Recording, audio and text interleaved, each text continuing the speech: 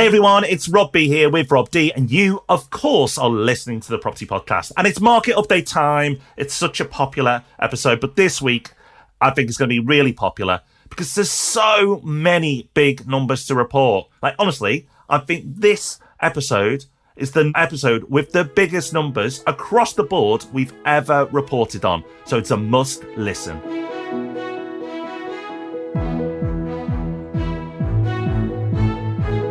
Welcome to the Property Podcast. Rob D here with Rob B.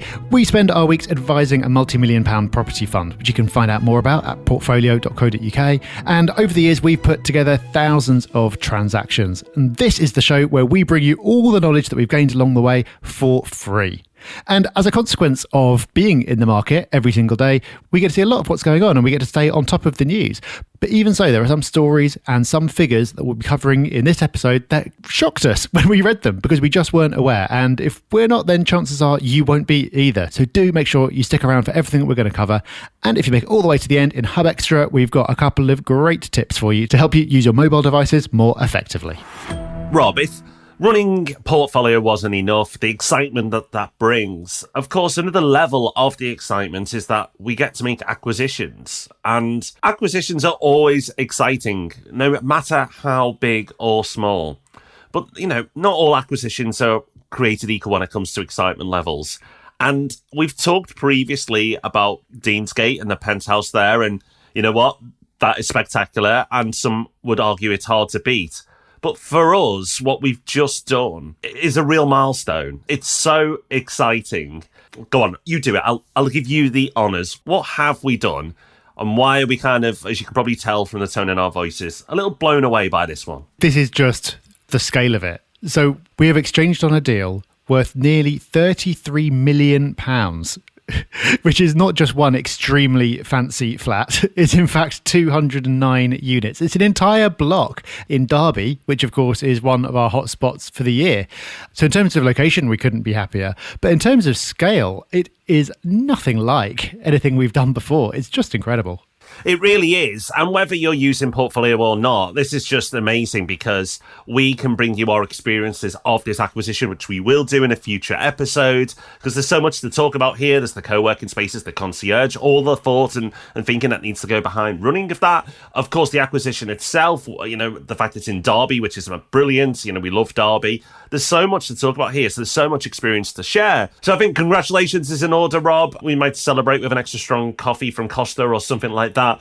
But we will keep you updated and, of course, be able to release loads of content around this acquisition. So we can't wait to bring you that. So if you'd like to go and find out more, go to portfolio.co.uk. So let's get into our news stories. And we tend to start with property prices because, well, for two reasons. One, you love us talking about property prices. You want to know what's happening. And two, they're definitely newsworthy right at the moment. And the numbers are still coming in from last year. Of course, most of the data is lagging from last year as they collect it and then report on it. The latest data from the Government House Price Index says that up until the end of November, property prices were up 10% with a monthly increase of 1.2%. Which, Rob, I know we've heard that kind of number, double digits number bounded around a lot right now, but it seems consistent. It's not just one index reporting like big numbers and no other index.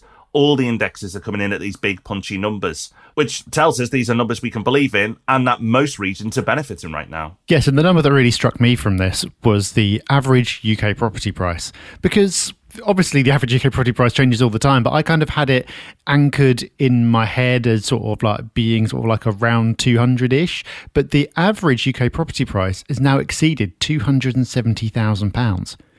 It's a big number, isn't it? And that's jumped a lot. Obviously it has, because prices have grown 10% over the year. But when you see it written down like that, it kind of makes you realise just the cumulative effect this has. Because, you know, you get a couple of percent one year, maybe 4 or 5% the next, and you get a 10%. And suddenly average property price is huge, which is obviously great for people who've got portfolios already. But it doesn't mean to get into property investment, the amount you need is getting higher and higher. And it's something that passes you by when you're in it day to day. Every so often you kind of look at the number and go, wow, that's a big deal. It is a big deal. And while most numbers are lagging, like we've already said, you can get more up-to-date data. And we have that from Zoopla. And there's a really fascinating report out from Zoopla in the last few days. And that shows that the January surge is up by 49%. Now, normally in January, you'd expect a new year bounce. Like, people are up for buying properties, changing their lives. We see that on the Property Podcast. Our download numbers soar in January, and there's no difference for the property market. But it's the biggest surge in the property market in the last 5 years. So we haven't slowed down. Lots of people thought that, oh, okay, last year was a big year, but it'll slow down this year. Well, if January's anything to go by, it hasn't happened yet. Because the interest in property in January, according to Zoopla, is really pushing on and pushing on strong. Yes, it is. And within this set of data from Zoopla is a particularly interesting finding that looks at demand everywhere is up. But within this data from Zoopla is a bit more granularity, looking at demand by type of property, and demand for flats has risen faster than any other property type, which is particularly significant because the narrative for the last couple of years has been, flats, no one wants those anymore. Everyone wants a garden, don't they? The number of investors I've heard from who are point blank ruling out ever investing in a flat again as a result of everything that's been going on for the last couple of years is extraordinary. But now we see that demand for flats is rebounding faster than anything else. And that leads us on to another story from The Guardian, where you're going to have to hold me back from uber smug mode. It's going to be unpleasant if I get into full flow on this.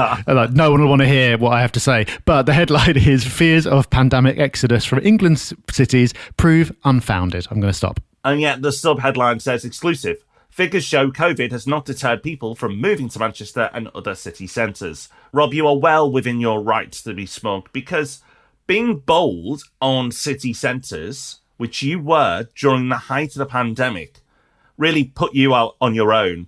I wasn't saying city centres were dead, but I certainly wasn't as strong as you were in your belief that city centres would bounce back and would bounce back strongly. And this Guardian article must be absolute joyous for you to read, because the headline should read, "Rob Dick's right again." Because you are. And it's actually astonishing how quickly they've bounced back. I'm not surprised that city centres have come back, but it's the sheer pace that city centres are coming back right now. And I think before we move on to talk about some of the numbers, it's really interesting that when people are negative, when the crowd is negative about a certain part of the market, that's when it's most interesting. Just like people have been negative about apartments the last couple of years, lo and behold, apartments are now the top performer. People have been negative about city centres, shock horror, city centres came great value, and now the numbers are bouncing again. This is not a rare pattern, Rob. This is just something that happens time and time again. Watch what the crowd's doing and then see if you can do the opposite. Yeah, imagine the deals you could have got if you were buying city centre flats in the summer of 2020. Or even later than that. You didn't even need to come to that realisation particularly early. But everyone was going in the other direction, and just imagine what you could have done. Now, sure, you can still go and buy something and get a good deal if you work hard, but you have to work a lot harder than you would have done if you were in the market when no one else was. And coming on to those numbers, it's not just that city centres are recovering, it's that they're better than they were before. So the city centre population of Liverpool is 6% higher than it was before the pandemic. The city centre population of Manchester is 4.9% higher than it was the pandemic. And like you said, Rob, the pace is quite something. We said on the podcast that we expected this to happen, but would I have expected city centres to not just have recovered, but be better than they were before this quickly? No, I wouldn't necessarily. And the extent to which the effects of COVID basically made everyone's predictions massively wrong about everything. This is just another example of it. It certainly is. And the article really does, it focuses on many cities. You mentioned Liverpool, Leeds is mentioned as well, but it really focuses on Manchester. And we've talked about this before, and we're not going to say for the last time. And there's no bias to it, because if you've listened to the Property Podcast for many years, which some of you have, then you'll know we've changed our areas over time and said, okay, now this is a good place. Now this place isn't so good. And we've moved, as you should as well. But there's no denying that Manchester is just an absolute northern powerhouse. It really lives up to its name. And it shows no sign of stopping. The amount of investment and employment opportunities that there are now in Manchester is phenomenal. It really is the London of the North. It won't be long before people in Manchester are saying that London is the Manchester of the South. Things carry on. Maybe a little off that yet, but that gives you an idea of the ambition of the city and how well it's doing. It's just such an incredible success story. To get rid of the clouds, well, my God, what a city it'll be. I've still got the clouds, but it seems that other than the clouds, everything else it has going for it right now. Before we move on from house prices, Rob, You and I recorded a special audio piece for our investors at Property Hub Invest. And I think it's worthwhile saying to everyone, the longer version was for those investors. But the upshot of that recording was to say that right now in this market, whether you're city centres or out of city centres, just basically investing in the UK, if you get any sort of deal right now, any sort of deal, like 2% off market rate, you are doing incredible, really, really well. Because actually in this market, you're more likely to overpay than get market value. So never mind getting a deal. So if you see a deal, see an opportunity, and you're in the place that you can take action on it, don't think about it. Of course, do your research, but once you've done it, take action. House prices are absolutely surging right now. And where they end up at the end of the year, who knows? But the likelihood is they're going to be like this for a while. So doing a deal at 2% off right now is brilliant, especially if next month the market moves up by 2% and the month after it moves up by 2%. By waiting a few months, if you then get a deal that's 2% off, well, actually, you haven't done as well as if you could have done a deal today. So it's a long-winded way of saying, do your research, but once you've done it, take action. Because in this market, people who sit on their hands will not do deals. Well, this is it. And it's kind of uncomfortable if you are used to kind of going and getting bigger discounts from when you were buying a few years ago, but it all evens itself out. So in the past, when the market was cooler, you could get a bigger discount, but then you're not getting helped out by the market growing, or at least not unless you wait for a few years first. Whereas now, much harder to get any kind of a discount, but you are being helped out every month by the market going up. So it all evens itself out. You're also helped at the moment by rents increasing. Multiple news stories around this week about rents rising at the fastest rates ever. So I'm picking up on some data from Rightmove, which came out last week. And this is an interesting one again on like anchoring around rents. So I could do a quiz, but you've probably got the link open as well, Rob. would ask you like what the average UK asking rent was. But it was always around about sort of like 900, 950. That was kind of the anchor that I had in my head. But average asking rents outside London are now £1,068 a month. That's so much higher than I would have put it at. Same, absolutely agree. I never would have put it at that level. Like the data this week, we're in this market day in, day out. And the market is at a place right now that even we are shocked by the numbers. You know, the average house prices, average rents, it's crazy. Yeah, it is. And rents are 9.9% higher than this time last year. So it's not just house prices that are up. London rents, making me feel better on my own rent here. London rents, the average is now £2,142, which is actually, interestingly, the largest quarterly jump of any region. So this ties in again to the recovery of big cities, because even though other regions have outpaced London in terms of both house price growth and rental growth, London rents picked up more than anyone else in the last quarter. And Rightmove predict this carrying on in 2022 as well. And they put it down to this imbalance between supply and demand for rental accommodation. Yes, as you said, Rob, multiple headlines this week on rents rising. In fact, probably more on rents going up than actually property prices, which is saying something considering how much coverage and press property prices are getting right now. Something else that is getting coverage, which is really important and a positive, and so it should be, because for a long time nothing was happening, is that there is further news come out around the cladding issues that so many residents and landlords are being affected by right now. The government, Rob, has released information on setting out a plan to protect leaseholders. And interestingly, their solution is make the industry pay for the cladding crisis. Yeah, I struggle to follow this story because new things seem to be getting announced all the time. And it's often hard to know if they're just re-announcing the same thing or if it's slightly different or it's to do with buildings of different height or whatever. What seems to have happened is Michael Gove has come out and said leaseholders shouldn't have to pay, is the gist of it. So this debate about who should pay for remedial action on cladding and fire safety has been going on for 4 years, but he's now finally saying leaseholders shouldn't pay, the industry should. The industry defined quite broadly. It could be the companies who make the cladding, could be developers, whatever. But what he's done is given the industry 2 months to agree on how they're going to pay for it, and then basically said, come back to me in 2 months, and if you haven't come up with a plan, then I will. That seems to be the gist of it. So we'll see in a couple of months' time what that plan actually looks like. But there is a wrinkle in this, which is that it appears that, I said leaseholders won't have to pay, but that is only leaseholders who are actually living in the property that they own.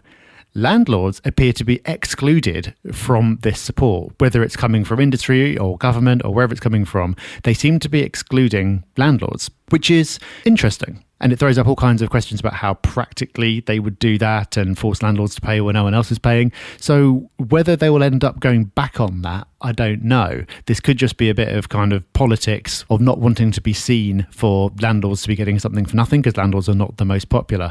But don't know, that'll be one to keep an eye on. And so hopefully in the next couple of market updates, we'll have an update on this story, because it's certainly not the end.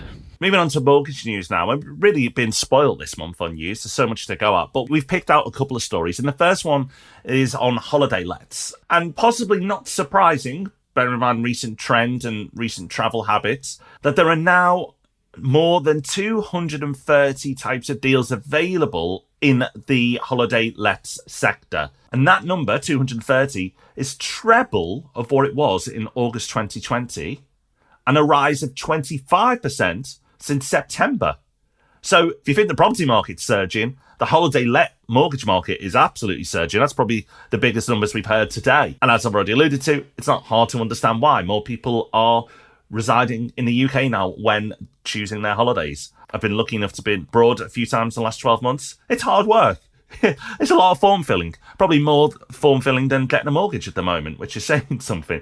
So it's no surprise that landlords are adapting and looking at holiday lets. Now, it doesn't mean that if you are an investor, you should quickly move into that sector. There are pros and cons to every strategy, so don't rush in. And we've covered holiday lets a lot on the Property Podcast in the past. So go use our search bar on the Property Hub website to find episodes on holiday lets.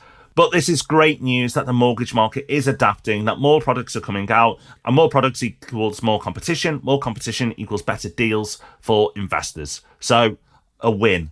And another win, Rob, is the next story that it's not just holiday lets that are benefiting from more products, but actually the entire market is benefiting, and we're reaching close to record levels. Yeah, we should call this like the record highs edition. Everything is record highs, record growth, and it's the same for mortgage products. And I'm going to pick this as my most astounding stat of the episode, which is the amount of mortgage products available compared to before COVID. So there are currently more than 3,500 buy-to-let mortgage products available, which is the highest it's been since the absolute peak of the last property boom, September 2007, where there are about 100 or so more than there are right now. So that's a lot, but the interesting bit is comparing it to the last couple of years. So a year ago, there were 2,000 mortgage products. So that's growth of more than 50% in the number of mortgage products just over the last year. And it's more products than there were before COVID became a thing. And this is all especially astonishing if you remember what happened to mortgage products when COVID first kicked in. If you were trying to get a mortgage or you're in the market around that time, you will know that the number of products absolutely shrunk unbelievably because lenders were scared. They didn't know what was going on. They were adapting to new ways of working from home, which made them physically unable to process so many. So the number of products shrank down to so few. I haven't got the actual number, but it is very few.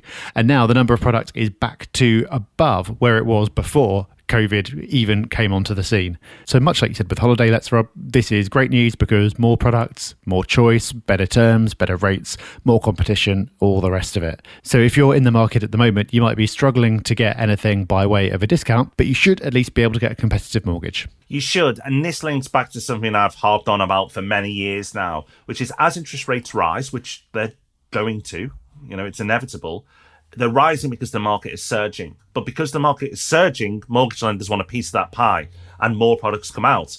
So they will accept smaller margins. So interest rate rises doesn't necessarily mean that it's all passed on to you as the end user of those products. So competition is great news, particularly if interest rates rise, because while lenders may at the beginning try to get away with pushing rates up, they quickly start to be driven back down again because of that competition. And with so much happening with mortgages right now, make sure you listen to the end to hear what we've got coming up next week for you, because it's the perfect episode.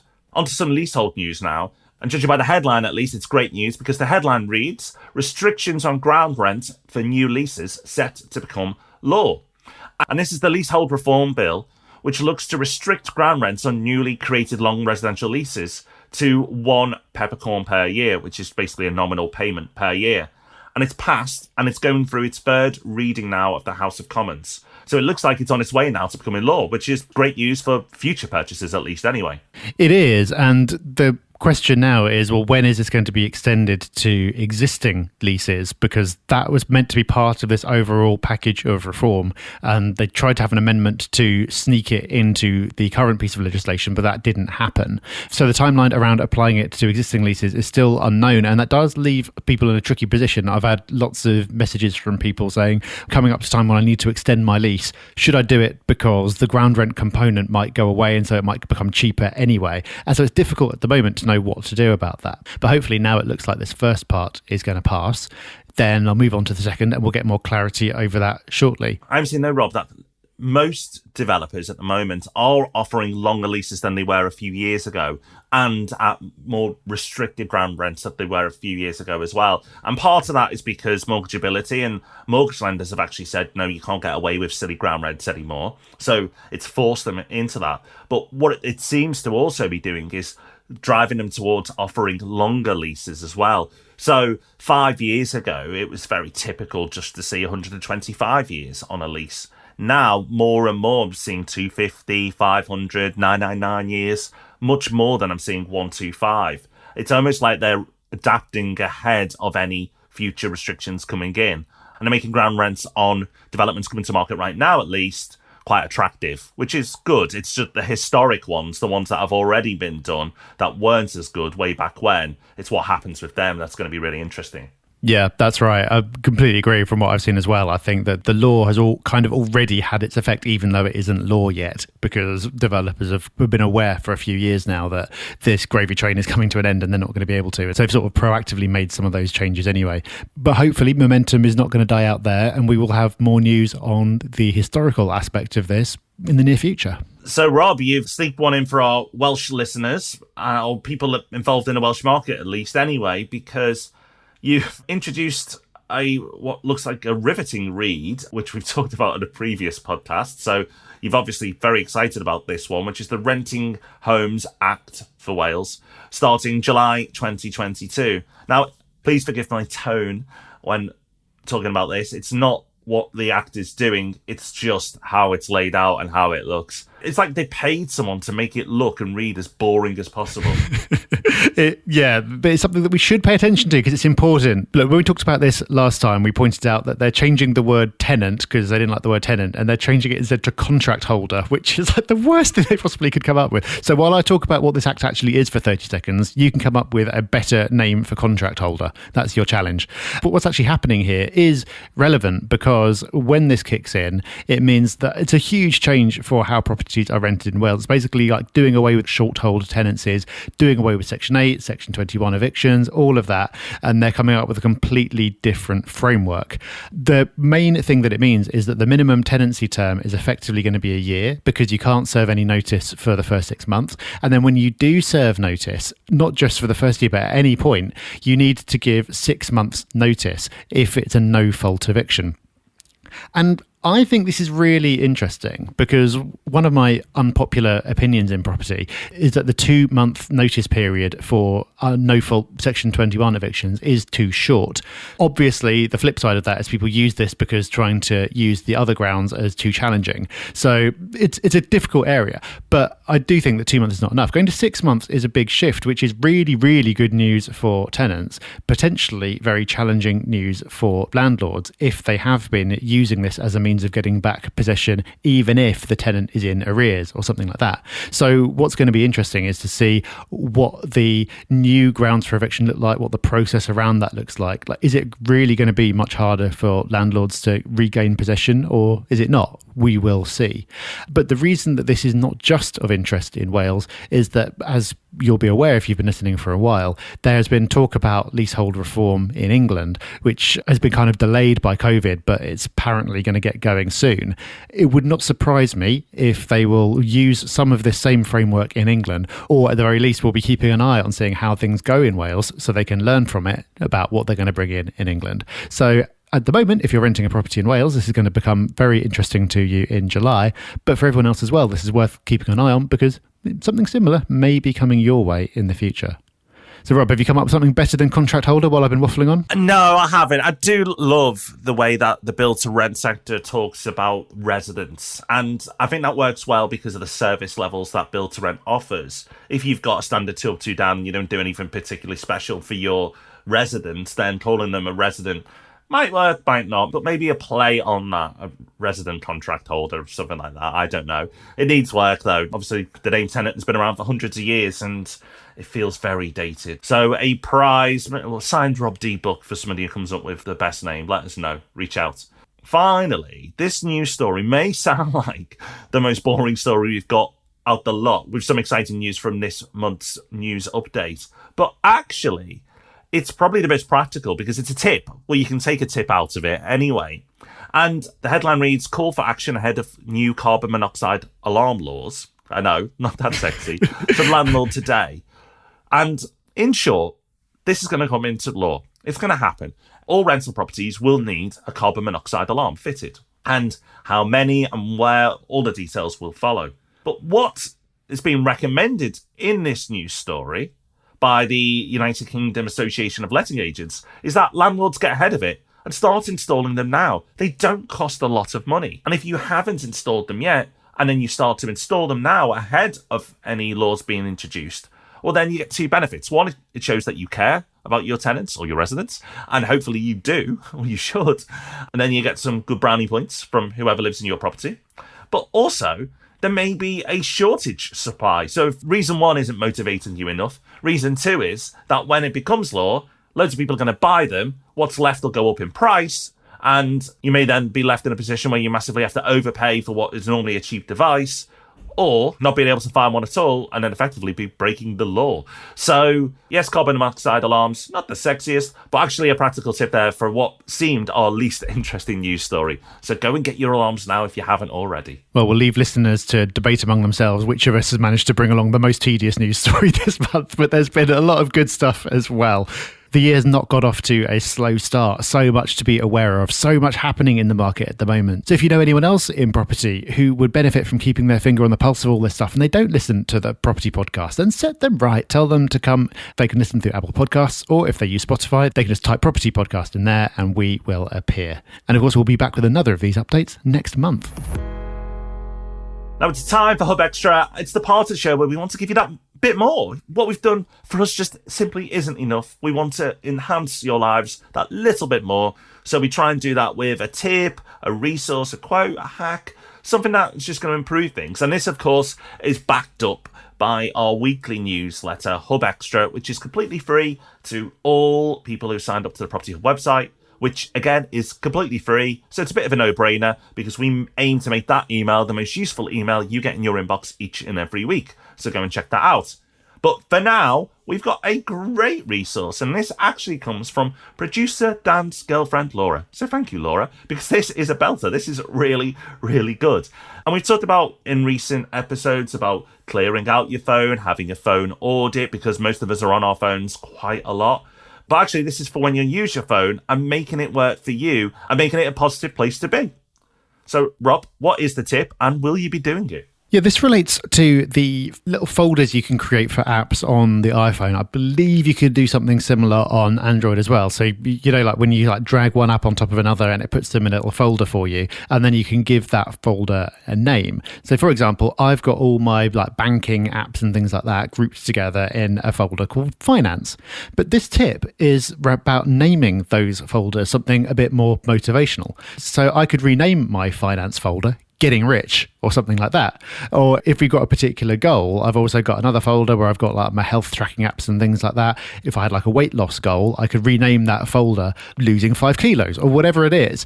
So the idea is it's more motivational, and it could also like reinforce a goal that you've got. You could also use like anti-affirmations. So if you've got a folder for all your social media apps, you could call it time wasting or something like that. So it sounds stupid, but it's just that little mental nudge that you get that when you're looking at your phone hundreds of times a day, as most people probably are, it all adds up. So yes, Rob, I will be using this tip. I think that's a really, really good one. I've got another extra tip actually while we're on phones. Something I've tried recently. It's worked really well. If you have an iPhone and an iPad, you may find that you use your iPhone a lot more. I certainly do because it's normally in my pocket. If there are apps that I don't want to use as much, but don't quite want to get rid of. What I've done is taken them to my iPad, but removed them from my iPhone. And I've already noticed that some of the apps that were distracting me, kind of taking me into zombie mode, where I just brainlessly take out my phone and start swiping through wherever, I've stopped. And I don't look at it as much even now. It's on my iPad because it's helped train me out that habit. So, of course, this is quite a niche hack because you need both an iPhone and an iPad to achieve this hack. But if you have both, try it because it's really worked for me. Look at your phone and go, what am I wasting time on? What am I mindlessly scrolling through, looking at, and it's not really adding to my life? And can I move it to my second device? So maybe you're not quite ready to give it up, the app. It has some use in your life, but you don't want it to dominate your life. Try that. Worked for me. Well, there you go. A nice little double up in Hub Extra to finish this market update episode. But that is us now done for another week. Thank you for joining us. Let us know what you think about any of the topics that we've covered in this week's episode. We love to hear from you. We're on all the socials at Property Hub UK. You can get a hold of us there. And remember, we also mentioned Portfolio at the beginning, which is what we're spending a lot of time on at the moment. And you can learn more about Portfolio at portfolio.co.uk.